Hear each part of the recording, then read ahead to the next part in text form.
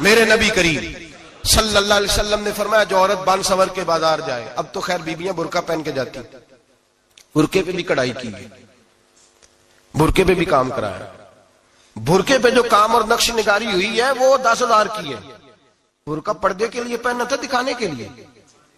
یہ کیسا برقع ہے کہ اس نے برقع بھی پہنا ہوا ہے اور برقع بھی اس نے فیشن والا پہن لیا ہے؟ یہ کس طرح کا؟ اس تو پردے کو پردے کی ضرورت پڑ گئی۔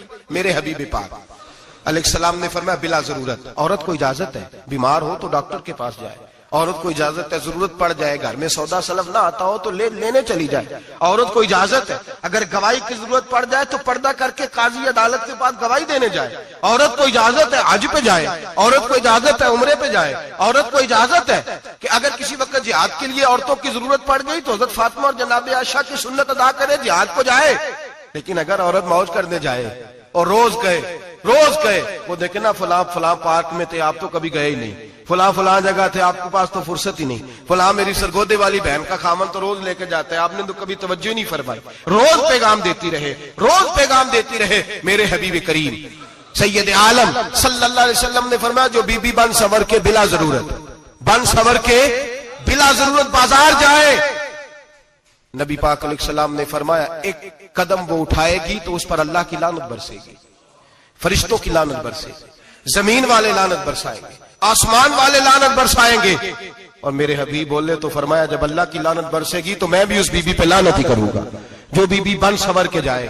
اور آگے سن لیں میرے حبیب نے فرمایا اگر اس کا خامد راضی ہو اس کے بن سور کے بازار جانے پہ، آپ ناراض ہو جائیں، اللہ کرے اس بات پہ ہو ہی جائیں اور اللہ کرے بدل جائے نظام، جو خامد خود میک اپ کرا کے تیار کرا کے پارٹی میں لے کر کے جائے، جو سامنے والی فرنٹ سیٹ پہ خود بغیر نقاب کے اس کو بٹھائے، جو موٹر سائیکل کی پشت پہ خود تیار کرا کے بٹھائے اور جو خود کہے تو چلی جانا جا تو شادی بھی تو دیکھا فلاں کام بھی تو کرا میں آزاد ہوں۔ میرے حبیب نے فرمایا جس کی بیوی بن سور کے جائے، جس کی بیوی میک اپ کر کے جائے، چیلم پہ بھی بیوٹی پارلر سے ہو کے جاتی ہے، جس کی بیوی بن سور کے نکلے وہ راضی ہو، وہ خوش ہو۔ بعض ایسے منع کرتے ہیں، ناراض ہوتے ہیں، وہ گناہ صرف عورت کے ذمے ہے، لیکن اگر عورت بن سور کے نکل رہی ہے اور خامد راضی ہے، وہ کہتا ہے ہاں ہم ماڈرن ہیں، ہم جدید دور کے ہیں، ہاں جدت اسی کا نام ہے، ہاں تو لوگوں کو پتا کیسے چلے گا ہمارے پاس پیسے ہیں، کیسے پتا چلے گا کہ 3 گاڑیاں ایک ابا جی کے پاس ہے، ایک بیٹی کے پاس ہے، ایک بیوی کے پاس ہے، کیسے پتا چلے گا کہ ہم بہت تعلقات والے ہیں، ابا جی فلاں شادی پہ، بیٹی فلاں گھر میں اور بیوی فلاں گھر چلی گئی، ہمارے تعلقات زیادہ ہے اس لیے ہمیں زیادہ جانا پڑتا ہے۔ میرے حبیب کریم علیہ السلام نے فرمایا عورت بن سور کے جائے، خامد راضی ہو، وہ جتنے قدم اٹھائے گی اتنے ہی اپنے خامد کے لیے جہنم میں مکان تعمیر کرے گی۔ فرمایا اس کے خامد کے لیے اتنے مکان دوزخ میں تیار ہو گئے، وہ جلایا جائے گا، وہ تپایا جائے گا، وہ جہنم کی آگ کا ایندھن بنے گا۔ اور میں نے شاید آپ کو درجنوں بار حدیث سنائی ہو، میرے کریم رسول نے فرمایا بی بی ایک ہوگی پر 4 آدمیوں کو جہنم میں لے کے جائے گی۔ یا رسول اللہ کس کو؟ فرمایا باپ نے پردے کا نہیں کہا تو باپ بھی دوزخ میں جائے گا، اگر بھائی نے پردے کا نہیں کہا تو وہ بھی دوزخ میں جائے گا، شوہر نے پردہ نہیں کرایا تو وہ بھی جہنم میں جائے گا۔ وہ بیٹا جو کہتا تھا نا 1.25 لاکھ کا موبائل لینا ہے تو اماں نے گھر کے اندر شور ڈال دیا، مجبور کیا خامن کو لے کر کے دیا، اس بیٹے سے پوچھا جائے گا تو ساری ضدیں اماں سے منواتا تھا، یہ تو نے کیوں نہیں کہا پردہ کر لے؟ اور اب تو بی بی ذرا 40 سال کی ہوتی ہے تو کہتے ہیں میری خیر ہے میں بوڑھی ہو گئی ہوں، میری خیر ہے روٹیاں ساری کھاتی ہوں باقی سارے کاموں میں جوانوں کی طرح ہوں، پردہ نہیں میں نے کرنا میری خیر ہے، فلانا تو میرے بیٹے کی طرح۔ ظلم کی حد ہے، ظلم کی حد۔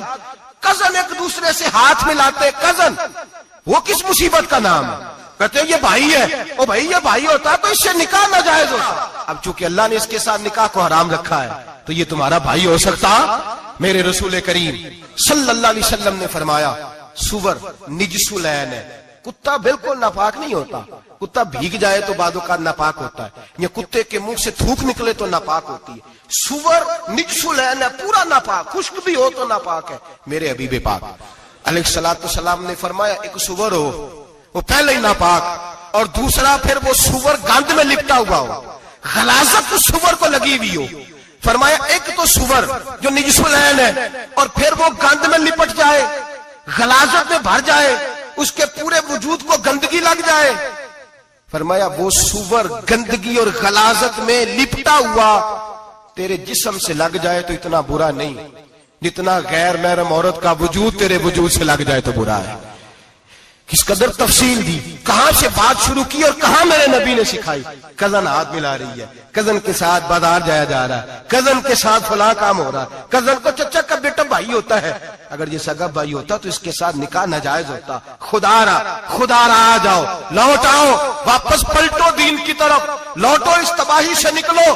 یہ جو آگ ہے, یہ جو بے سکونی ہے, یہ جو تماشا ہے, یہ لاکھوں کمانے کے باوجود جو بے برکتی ہے, یہ بڑی بڑی فوجوں کے باوجود جو روز میتیں اٹھتی ہیں, یہ جو روز جنازے پڑے جاتے ہیں, یہ جو روز بیٹیاں بیوہ ہوتی ہیں, یہ جو روز ماؤں کے سہاگ لٹتے ہیں, یہ ہماری نافرمانیاں ہیں. ہم دین کے معاملے میں ہم لوگوں نے نرمی شروع کر دی ہے. ہم اللہ اور اس کے رسول سے بغاوت کرنے لگے ہیں. میرے حبیب کریم سید عالم نور مجسم شفیع معظم صلی اللہ علیہ وسلم نے فرمایا زنا صرف شرمگاہ کا نہیں ہوتا.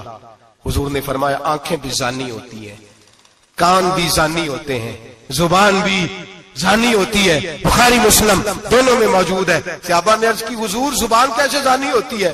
فرمایا جو نماز کے باوجود گند بولتا ہے, غلیظ گفتگو کرتا ہے, وہ زبان کا زانی ہے. اور فرمایا جو روز گند دیکھتا ہے, وہ جتنی مرضی تہجدیں پڑھے, وہ آنکھ کا زانی ہے. اور جو گندی باتوں میں لذت محسوس کر کے سنتا ہے, وہ جتنا مرضی روز اٹھ کے مسجد میں جھاڑو دے, وہ کانوں کا زانی ہے. میرے نبی نے فرمایا آنکھ کا زنا بھی چھوڑ دو, کان کا زنا بھی, بولیے کان کا زنا بھی, زبان کا زنا بھی. مسند امام احمد بن حنبل اٹھائیے. ایک صحابی نے عرض کی حضور نماز میں دل نہیں لگتا, میرا قرآن پاک میں دل نہیں لگتا, درود و سلام میں دل نہیں لگتا. آمنہ کے معصوم لال نے کیا جواب دیا؟ حضور نے فرمایا جا اپنی نظر جا کے پاک کر لے, اللہ کے نبی کا وعدہ ہے تیرا سجدے میں دل لگنے لگ جائے گا. جا اپنی آنکھ کو طہارت دے, وضو کرا, نظروں کو پاک کر, اللہ کے رسول کا وعدہ ہے تیرا قرآن پاک میں دل لگے گا.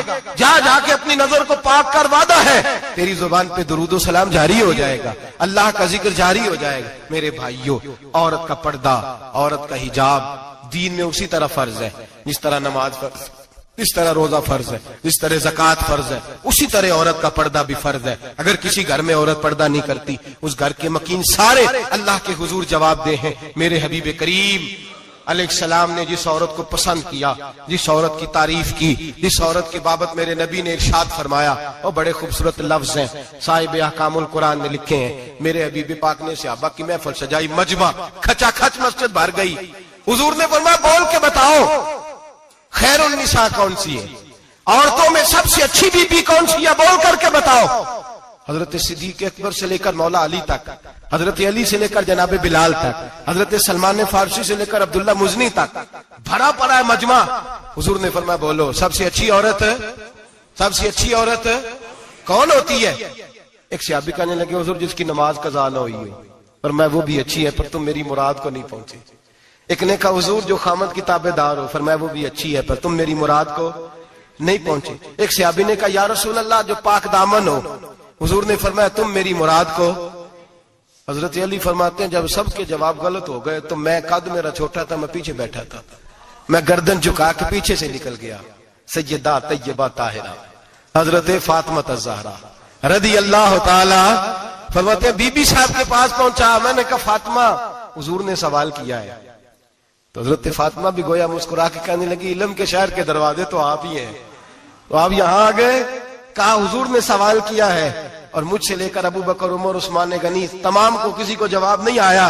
حضور نے پوچھا بہترین عورت کون ہوتی ہے, بہترین خیر النساء, بہترین بی بی کون ہوتی ہے؟ تو حضرت سیدہ فاطمہ کہنے لگی علی بڑی سادی سی بات تھی, سمجھ نہیں آئی. کہ فاطمہ بتلا دو اتنی سادی ہے. تو حضرت فاطمہ کہنے لگی سب سے بہترین عورت وہ ہوتی ہے نہ کبھی غیر محرم نے وہ بی بی دیکھی ہو.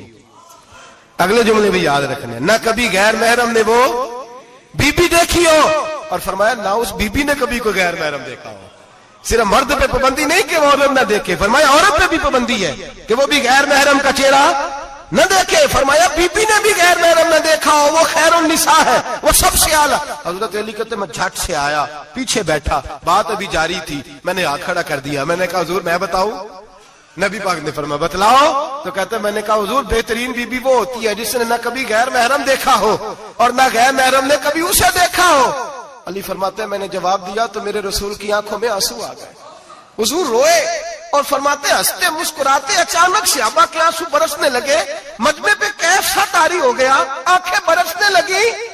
ہم لوگ حضور کے رونے پر سکتے میں آ گئے. نظر اٹھائی تو جواب تو میں نے دیا تھا, تعریف میری ہونی چاہیے تھی, شاباش مجھے ملنی چاہیے تھی.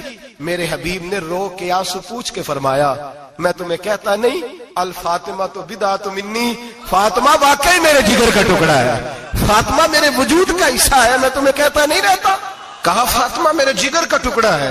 حضرت علی فرماتے ہیں صحابہ میری طرف دیکھنے لگے اور کہنے لگے علی جواب تو دے, شاباش بی بی صاحبہ کو ملے. تو کہتے ہیں میں نے کہا حضور روئے ہیں تو آنسو میرے بھی چھلک ہی پڑے ہیں. فرمانے لگے لفظ میرے ہیں پر سوچ اس بیٹی کے ہے جس کی تربیت محمد عربی نے فرمائی ہے.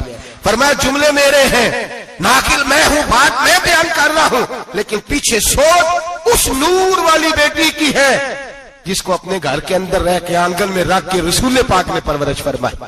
حضرت فاطمہ فرماتی ہیں حضرت علی میرے پاس دوڑے آئے اور کہنے لگے فاطمہ چل مسجد, پتہ نہیں حضور کو کیا ہو گیا. حضور رو رو کے بحال ہوگا اور حضور حجرے میں رو رہے اور ہچکیوں کی آواز مسجد میں آ رہی ہے. چل ذرا چل کے حضور کی بات دیکھ کیا ہوا ہے, ہماری تو طاقت نہیں اندر جانے کی. سیدہ طیبہ طاہرہ حضرت فاطمہ جھٹ سے پردہ اوڑا, حاضر خدمت ہوئی, اندر گئیں. کہتی ہیں حضور کے کندھے پہ ہاتھ رکھا تو محبوب بیٹی کے ہاتھ کی ٹھنڈک محسوس کی, سر سجدے سے اٹھایا. فرمایا فاطمہ آ گئی ہو؟ حضور آئی. فرمایا چل بیٹی تو بھی ہاتھ اٹھا اور میری امت کی بیٹیوں کے لیے دعا مانگ.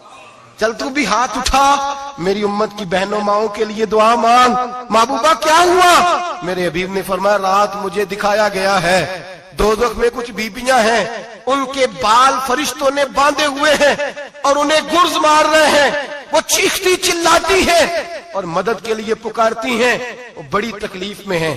تو بی بی صاحب عرض کرتے ہیں یا رسول اللہ ان کی غلطی کیا ہے؟ تو میرے نبی نے فرمایا وہ باریک دوپٹہ اوڑھتی تھی, وہ باریک دوپٹہ اوڑھتی تھی, ان کے بال چمکتے تھے, غیر محرموں کی نظر پڑتی تھی, انہیں دوزخ میں سزا ملے گی, وہ چلائیں گی چیخیں گی, ان کی مدد کو کوئی نہیں پہنچے گا. چل تو ہاتھ اٹھا دعا مانگ. حضرت فاطمہ امت کو پیغام دیتی ہیں پردہ اوڑھ لو, حجاب میں آ جاؤ. حضرت سیدہ زینب حضرت فاطمہ کی وہ لخت جگر جو میدان کربلا میں امام حسین برابر کی شریک رہی سیدنا امام حسین کے ساتھ. یحییٰ بن معین کہتے ہیں میں 15 سال تک حضرت زینب کا پڑوسی رہا ہوں. 15 سال. گھر برابر ہوتا ہے نا, بندہ بی بی دیکھ ہی لیتا ہے. وہ بی بی کبھی پردہ ڈال کے جا رہی ہے دوائی لینے, کبھی نظر آئی جاتی ہے. کہتے ہیں 15 سال میں سیدہ فاطمہ کی بیٹی کا پڑوسی رہا ہوں. میں نے کبھی برقعے میں چھپی ہوئی زینب بھی نہیں دیکھی, برقعے میں چھپی ہوئی زینب بھی کبھی نہیں دیکھی. حضرت عبداللہ بن جعفر طیار جناب علی المرتضیٰ کے بھائی تھے, ان کے بیٹے کے ساتھ ان کا نکاح ہوا تھا, بیمار ہو گئی. حضرت عبداللہ کہنے لگے زینب چل تجھے حکیم کے پاس لے جاؤں, طبیب کے پاس لے جاؤں. تو حضرت زینب کہنے لگی آپ جائیے میرا حال بتا کے دوائی لے آئیے. تو حضرت عبداللہ جعفر طیار کہنے لگے شریعت میں گنجائش ہے ڈاکٹر کے پاس جانے, حکیم کے پاس جانے کی گنجائش ہے, تو چلتی کیوں نہیں؟ تو حضرت زینب کہنے لگی شریعت میں گنجائش تو ہے پر عبداللہ میری مجبوری یہ ہے کہ میں فاطمہ کی بیٹی ہوں. شریعت میں گنجائش تو ہے پر میری مجبوری یہ ہے کہ میں حسین کی بہن ہوں. شریعت میں گنجائش ہے پر میں حسن کی بہن ہوں. شریعت میں بڑی گنجائش ہے پر لوگ مجھے محمد عربی کی نواسی کہتے ہیں. گنجائش تو ہے پر میں نہیں نہ نکل سکتی, اس لیے کہ جتنا کوئی اپنے آپ کو دین کے قریب جانتا ہے اتنا اس کے پیروں میں شریعت کی زنجیریں زیادہ ہوتی ہیں.